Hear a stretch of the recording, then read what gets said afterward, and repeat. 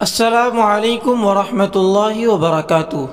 محترم ناظرین، بہت خوشی کی خبر آج ہم آپ کو پہنچانے جا رہے ہیں کہ گزشتہ کل بروز جمعرات 30 دسمبر 2021 کو دیوبند کے گاؤں کیندکی میں جمعیت یوتھ کلب کے مدنی یوتھ سینٹر کا سنگ بنیاد رکھا گیا کہ جس کا رقبہ تقریباً 25 ایکڑ ہے۔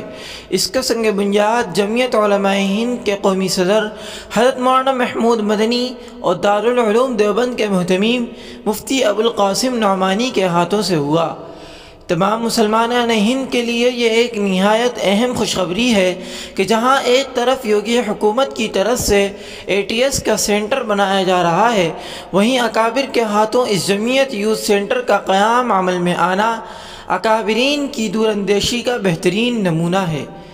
دعا ہے کہ اللہ اس سینٹر کی صرف مسلمانوں ہی نہیں بلکہ پورے ملک کے حق میں قبول فرمائے۔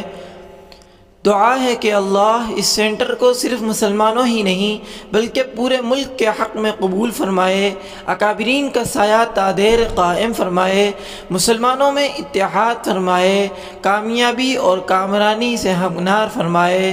جزاک اللہ۔ السلام علیکم ورحمۃ اللہ وبرکاتہ۔